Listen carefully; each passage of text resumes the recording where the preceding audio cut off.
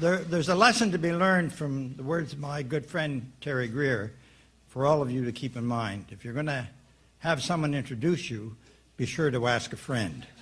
You know, as I've said on other occasions, what Terry has just said about me are the kinds of things that my father would like to have heard if he were alive, and my mother would actually have believed.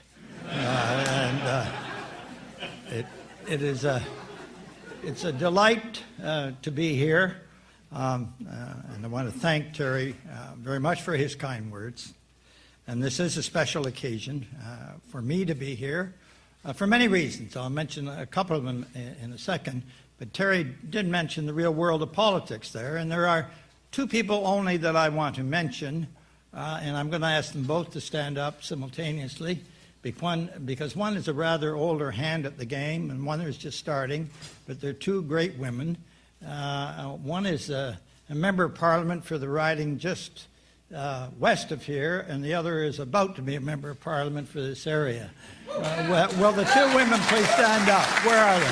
Linda McQuaig and where's Olivia? There's Olivia and Belinda McQuaig.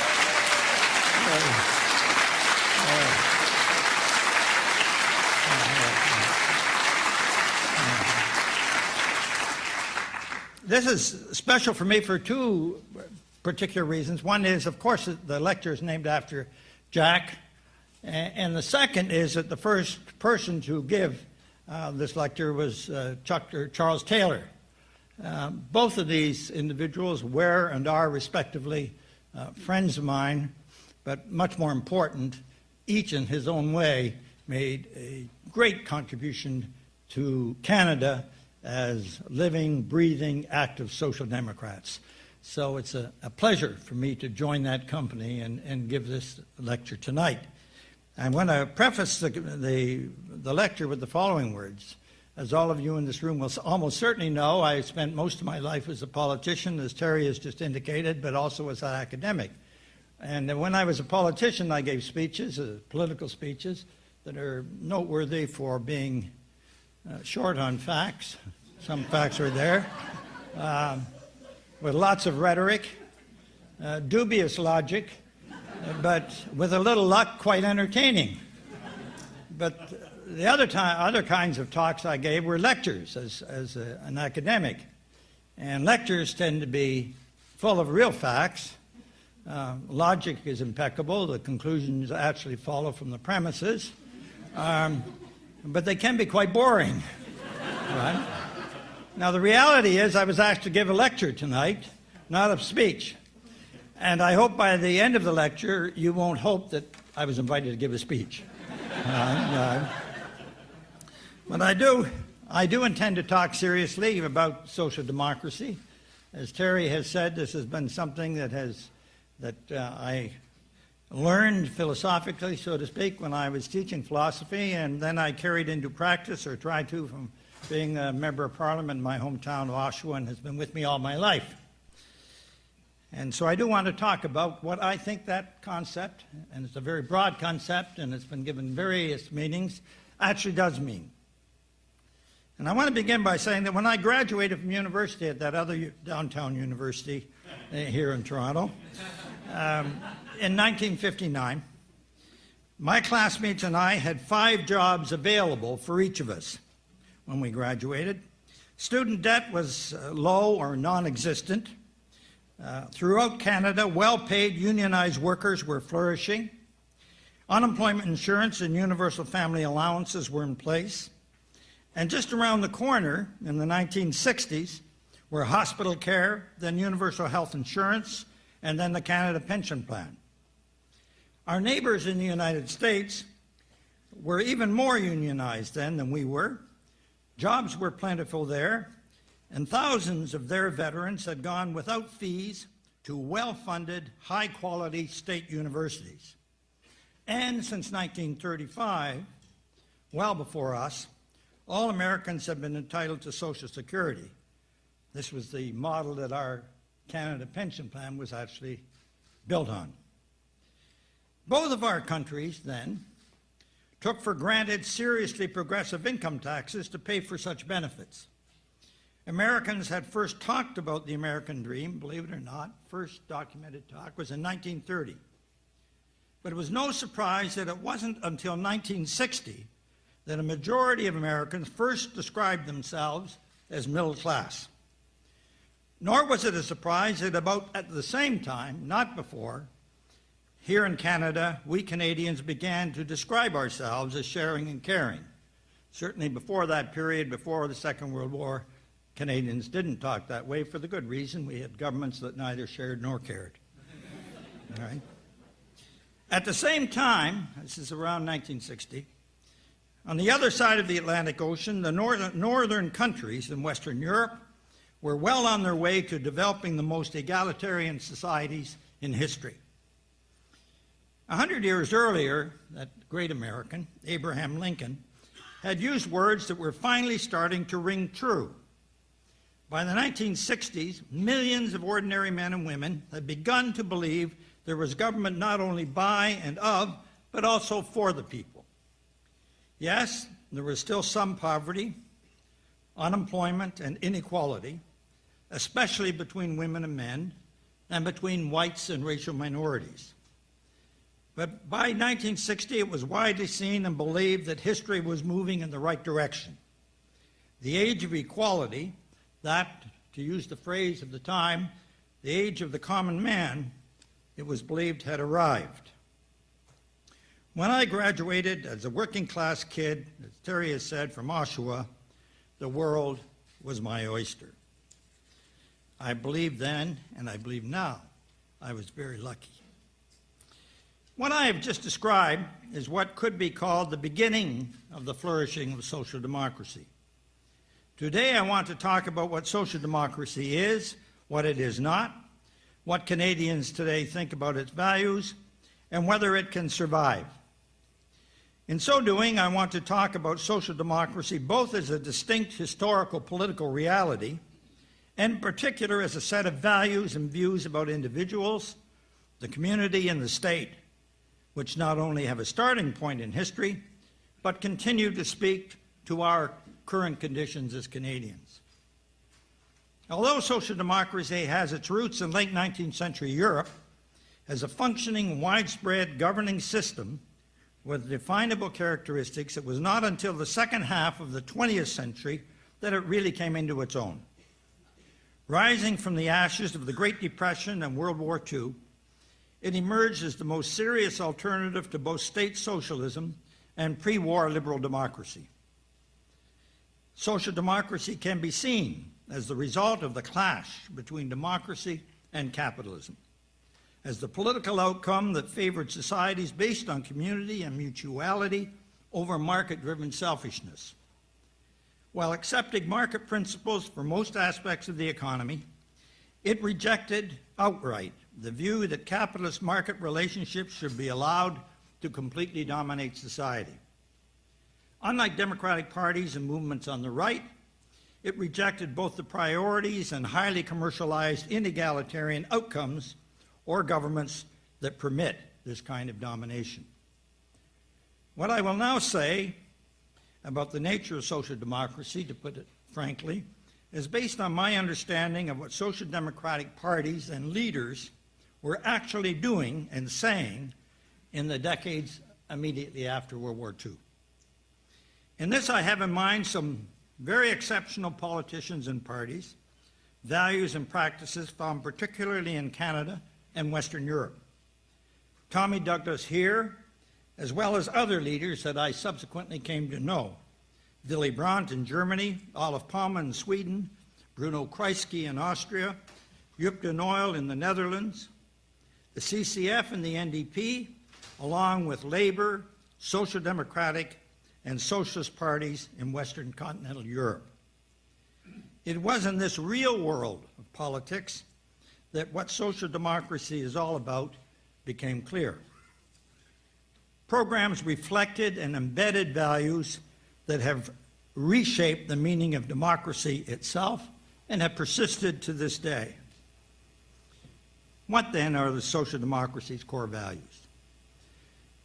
As the Canadian and European experience vividly demonstrates, Social Democrats have a deep commitment to the civil and political liberties historically associated with liberal democracy.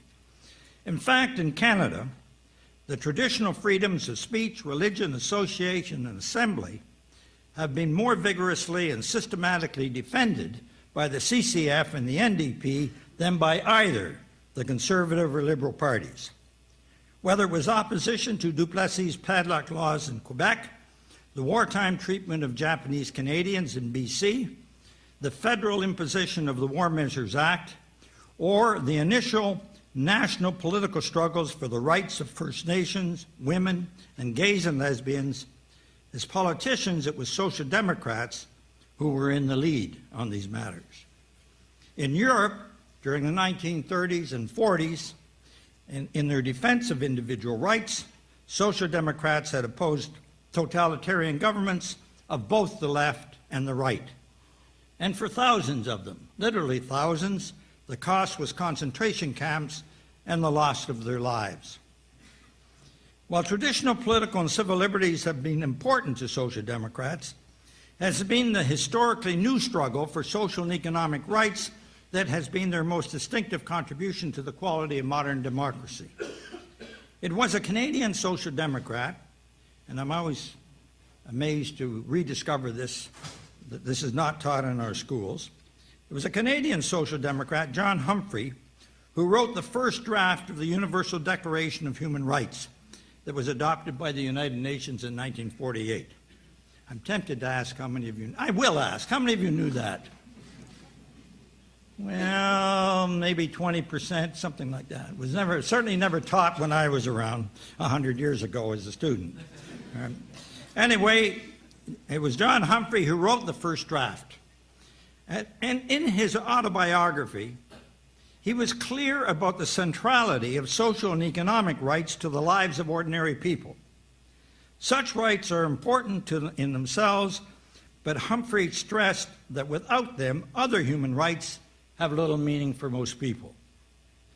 Social and economic rights for all, that is to say, access to decent employment, health care, education, pensions, food, a union, among others, were not only included along with traditional and civil and political rights in the Universal Declaration, but were also embodied in a separate covenant in 1976. In the same year, this covenant was ratified by Canada and became a part of international law as a core element of the United Nations International Bill of Human Rights. Prior to ratifying the covenant, the government of Canada obtained the written endorsement or agreement of all our provincial governments to its provisions. Although it was the CCF and the NDP that led the Canadian struggle for social and economic rights, it is important to note that other parties played a key role in their implementation. It was John Diefenbaker's Progressive Conservative Party that brought in a national hospitalization program and some other progressive measures. And it was Lester Pearson's Liberals who enacted universal health care legislation and introduced the Canada Pension Plan. A crucial characterization of education, health care, and pensions as non-means-tested human rights, social rights, is that they illustrate social democracy's determination to ensure that key aspects of life are not treated as commodities to be bought and sold in the market, to be accessible only to those with adequate purchasing power. In effect, this means in a market-driven economy, there is a need to decommodify certain aspects of life. The need is to take the price and therefore the income position of the recipient out of the criteria for eligibility. With no means test and no price at point of delivery, they become rights of citizenship to all individuals, obligating our governments to ensure their provision up to the level of their economic capacity to deliver. In terms of international law and the related covenants adopted by Canada, such rights have a legal status equal to that of political and civil rights. In 1993 in Vienna, the United Nations, at a conference that I had the pleasure to attend, reaffirmed the legal equality and mutually reinforcing nature of all categories of rights. By the way, at the same meeting, the UN also called on the world to protect environmental needs of present and future generations. By extending the areas of life to be available as social rights, we not only increase the degree of equality in society, we also, over time, reduce the need and demand for ever-increasing incomes. If accessible child care, free universities, adequate pensions, health care, and affordable housing become effective rights, evidence has begun to show that the effect of such equalizing can be a reduction in demand for ever more consumer goods in our lives. And I believe personally that if we Canadians ever reach the day when a no-growth economy becomes acceptable to the majority, it will be because of greater equality, in good measure achieved by the expansion of social rights throughout society.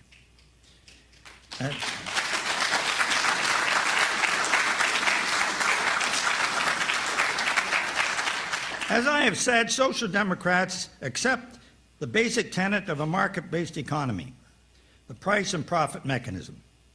Officially, most Social Democratic parties have made this clear, at least since Germany's Social Democrats, the world's largest Social Democratic party, rejected its Marxist framework in 1959. And by the way, Ellen and I, my partner, Ellen Wood, is here, and we checked the news reports from Germany, and I'm pleased to say that if you look at what happened in Germany just in the last 48 hours, the parties on the left, that is the Social Democrats, the Links, and the Green Party, actually got a majority of votes in Germany.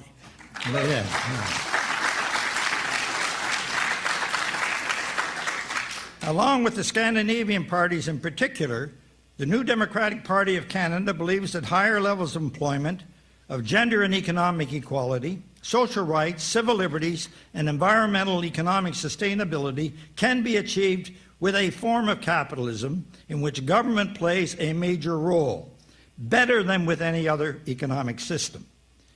We see an important role for unions and government regulation of the market and corporations to ensure that they operate in the public interest. Social democracy, then, is neither a capitulation to capitalism, nor is it a halfway step to socialism. The terrible consequences for so many people throughout the world that followed the economic crisis in 2008, as well as the inherent inequality and profit-driven pursuits of the market, should not lead to the wholesale rejection of the market. Rather, what is required is the wholesale rejection of predatory capitalism that even, I speak candidly, some social democratic parties helped create or sustain at the end of the 20th century. An unrealizable dream of a perfectly equitable, conflict-free society should not take us away from the immediate goal of reforming present-day capitalism. For Canada to retain current economic policy after years of growing inequality and the global disaster of 2008 would be foolish and unjust. In addition to maintaining the basic political provisions of liberal democracy, the commitment to a broad range of social rights and the retention of a market-based economy, Social Democrats have also sought to ensure that income inequality remains within socially acceptable limits. To achieve this, government action is required to counter the inherent inegalitarian thrust of a market-driven economy. In addition to social rights, different approaches have been taken. Some progressive governments, for example, in Europe, have emphasized shaping market outcomes via measures such as the encouragement of unions, minimum and living wage policies, high levels of technical training, and tough corporate responsibility laws. Others have relied more on government action to redistribute market income. The most equal social democratic societies in the world have been those where market incomes have been kept relatively equal by means of high employment, good jobs, and strong unions, and then further equalized through high levels of social spending financed by progressive taxes. As much as anything, Social Democrats have emphasized the need, I want to stress, emphasize the need for jobs. For most of the second half of the 20th century, a multiplicity of approaches: industrial strategies, resource management, public ownership, corporate social responsibility, co-determination, have been used as necessary interventions in the market in order to provide satisfying employment to all men and women in the labor force. On a personal note, a historian friend once looked at all my speeches and questions in the House of Commons over an extended period of time, an act of masochism and friendship combined. And what he discovered is, by a long shot, I emphasized in those speeches and interjections job creation. It was number one issue that I spent my time on, both as an MP and after that as leader of the party.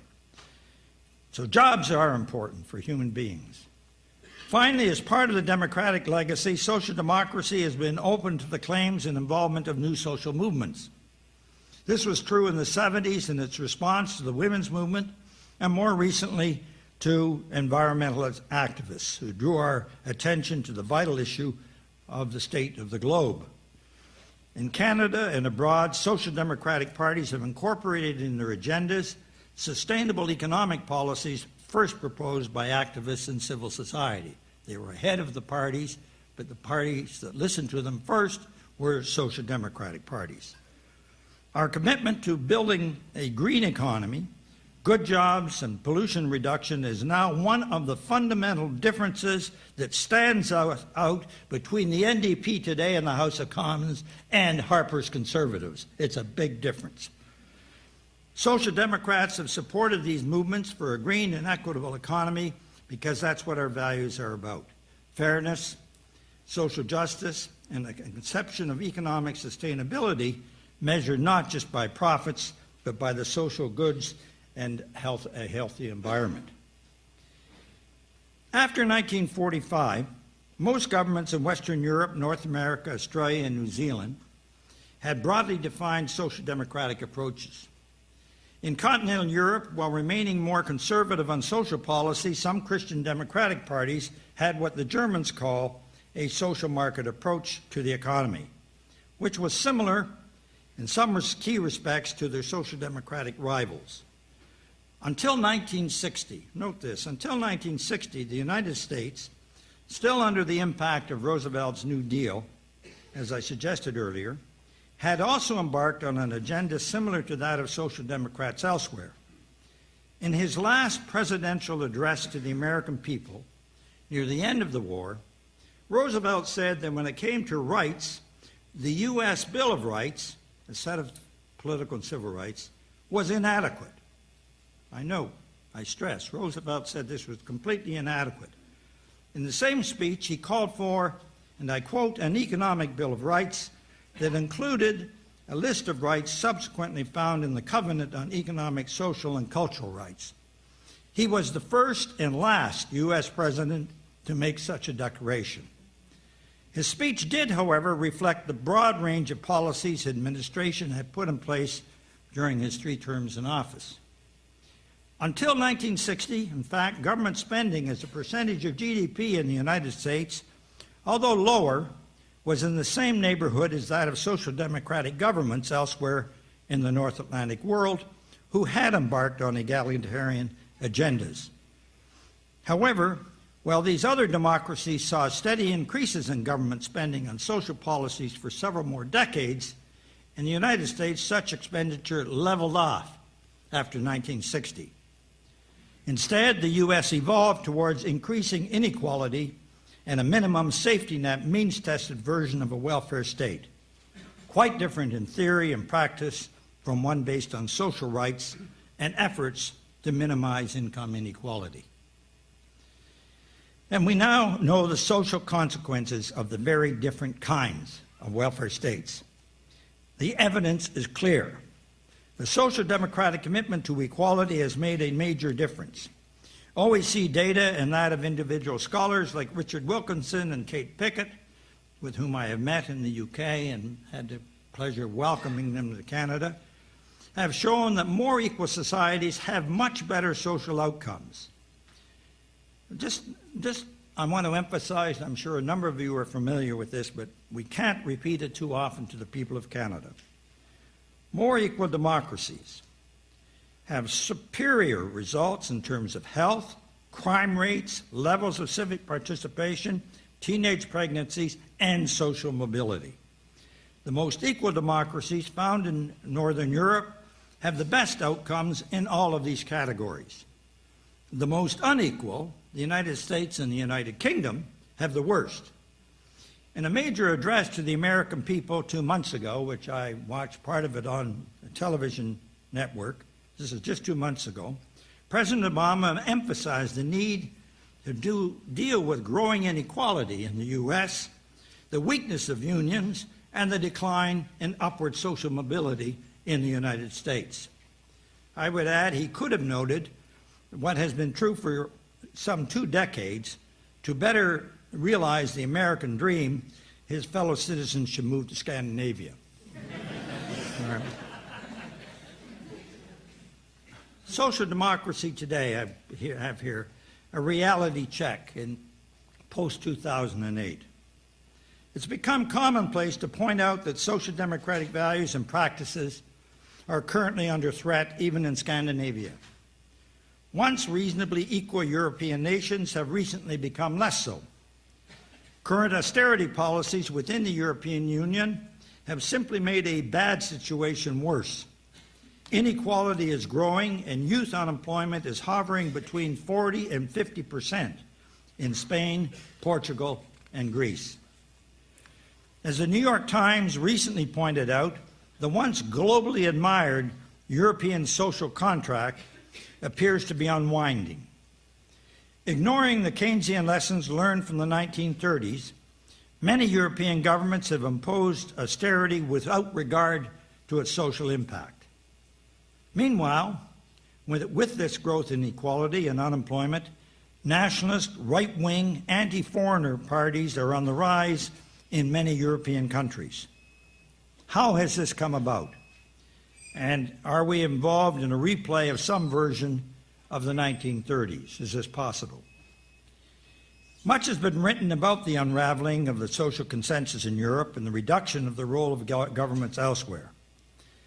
Global and national market forces, as well as changing technologies, have certainly played a significant role in creating the current extreme levels of inequality and instability.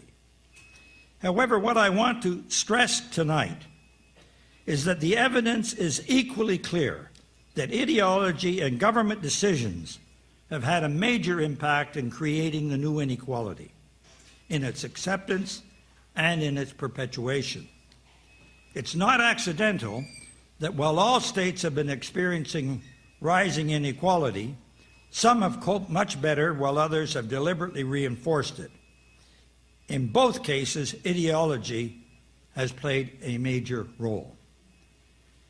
Quoted in The New Yorker just a few years ago, David Frum, the Canadian-born one-time speechwriter for George Bush, himself emphasized the role of ideology.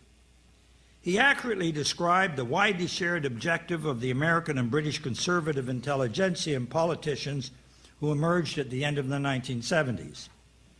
They sought through political parties and right-wing think tanks, and Frum's words, quote, to roll back social democracy, end of quote. After coming to power, Margaret Thatcher and Ronald Reagan took advantage of political discontent in both countries, in part generated by high inflation and a major international oil crisis, to embark on their anti-government and anti-union mission after they were elected. This was not the approach, I want to stress, of earlier conservatives like Dwight Eisenhower or Harold Macmillan, who had governed by making policy changes that sought to maintain some kind of cross-class consensus.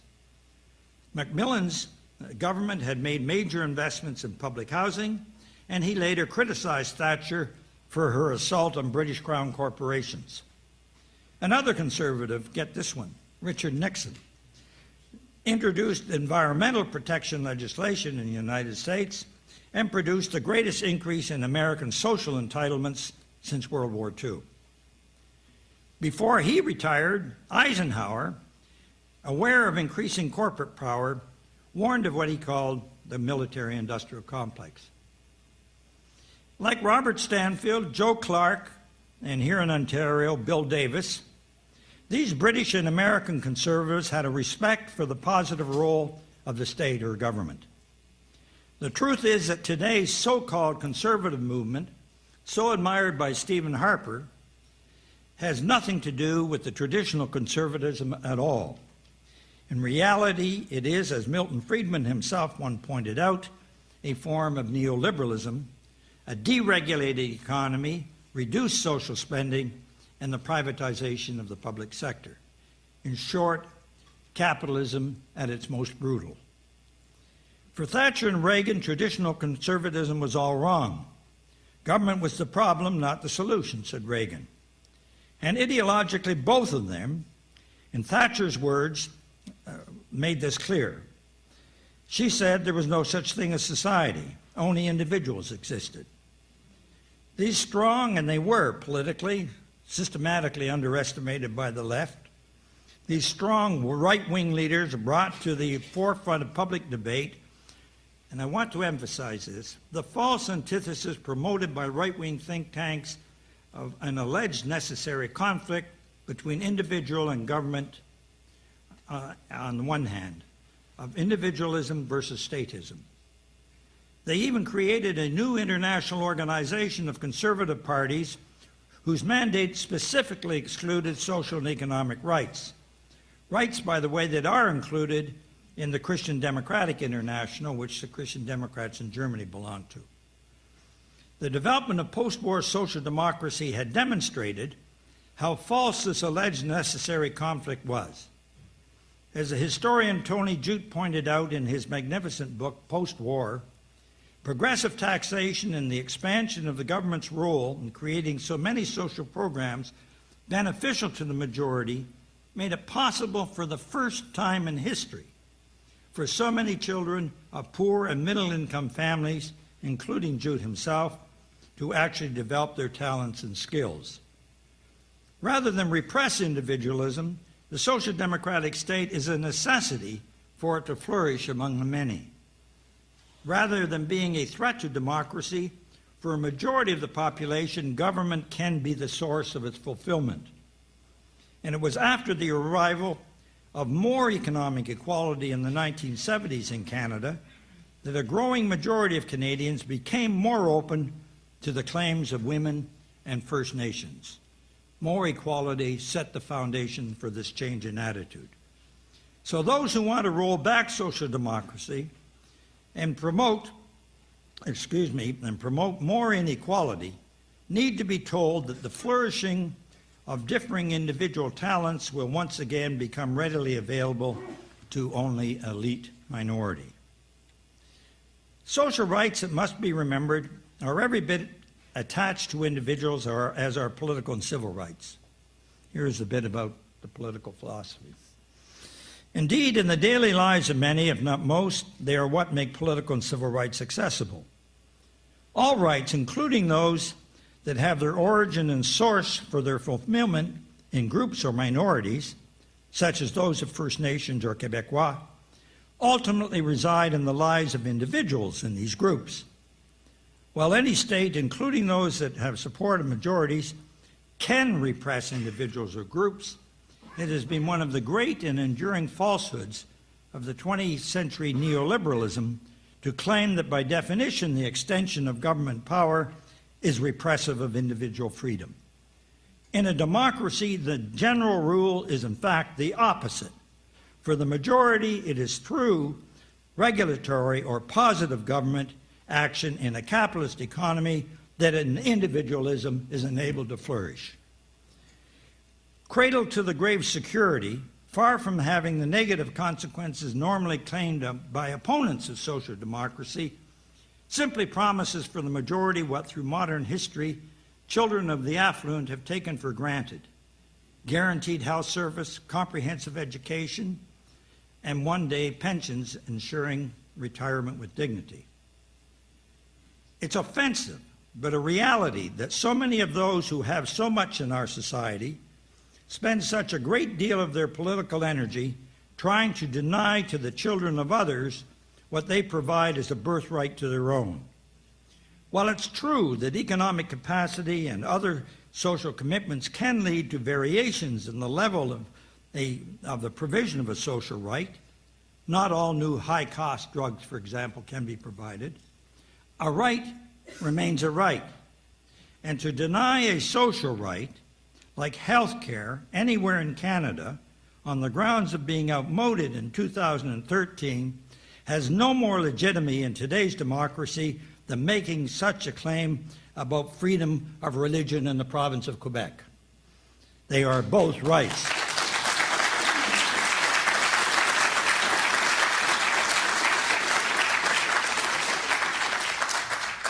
There is no doubt that the provision of social rights has been weakened by the shift to a more global economy and a post-industrial society.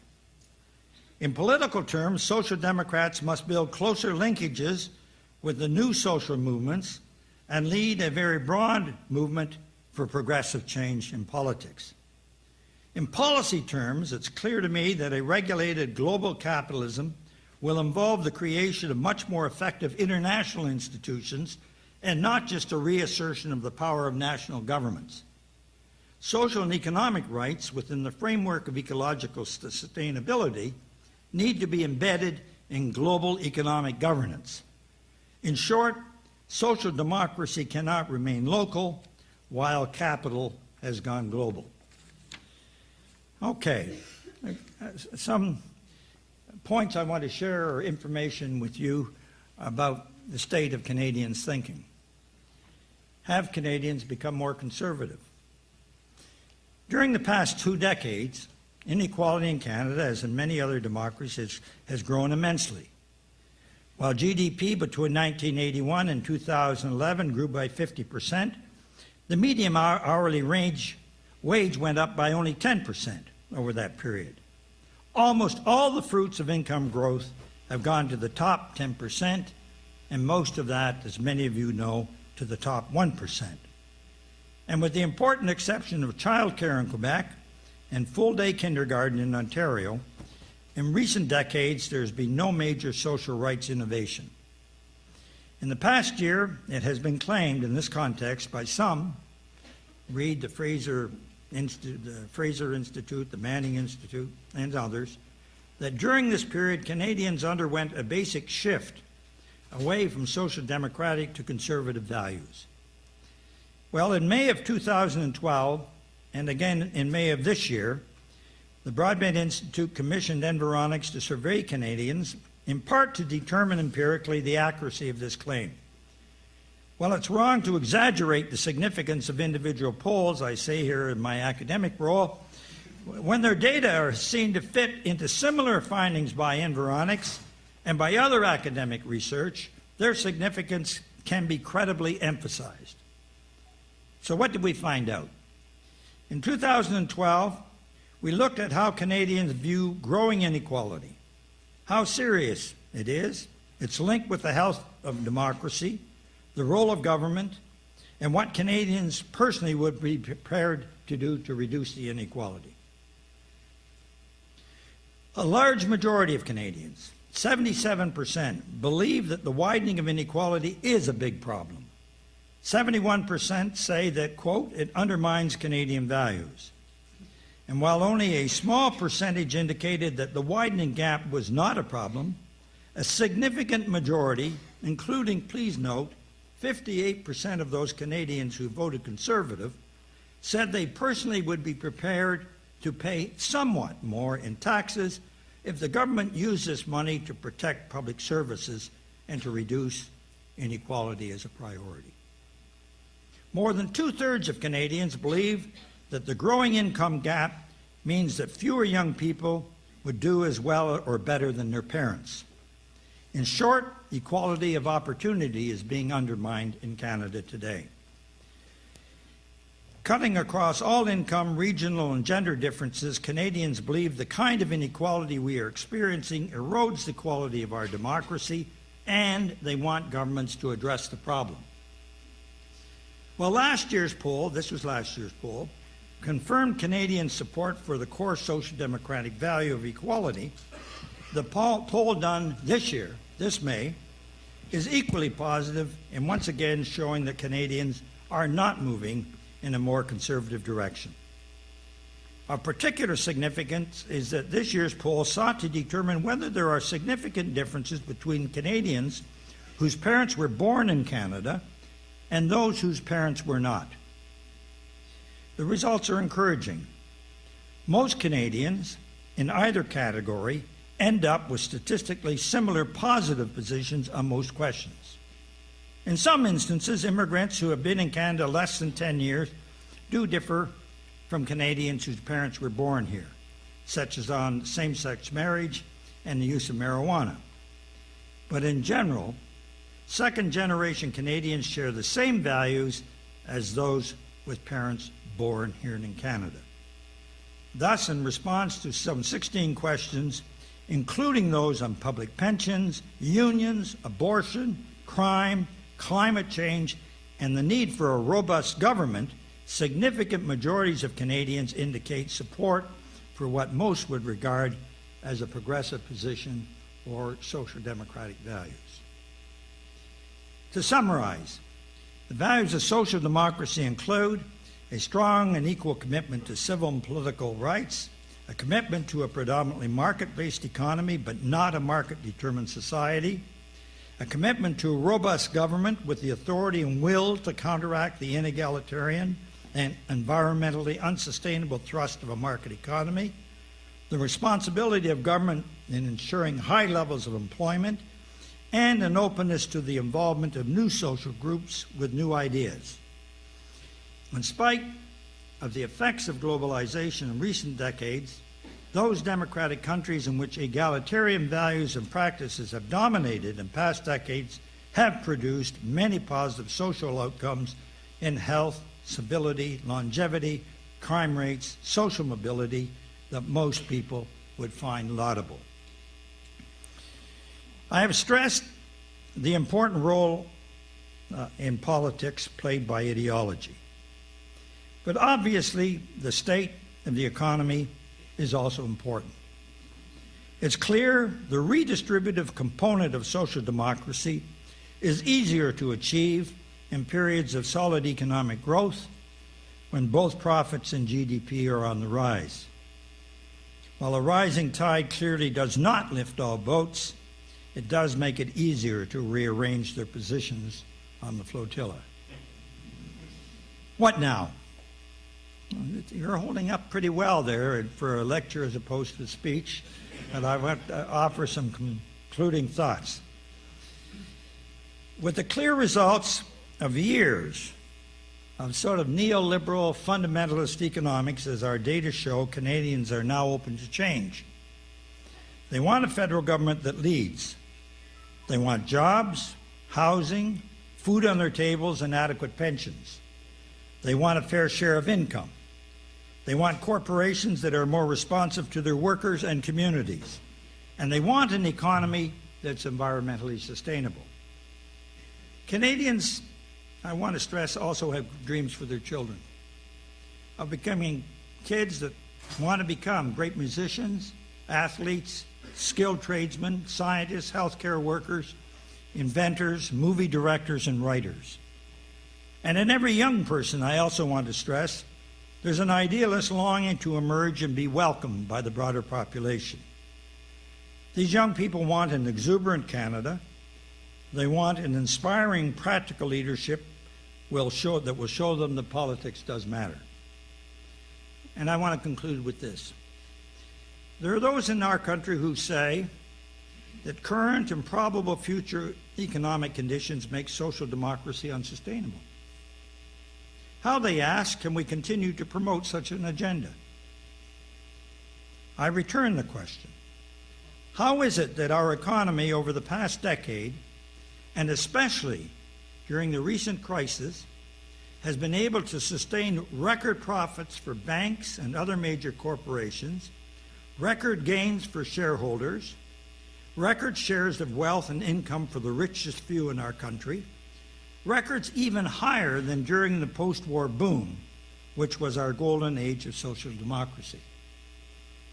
This has happened at the cost of low wages, insecure labor, very low taxes for the same corporations and high-income groups, public funds of various kinds for banks and other businesses. It's very clear to me that there's room to shift our priorities from the minority to the majority.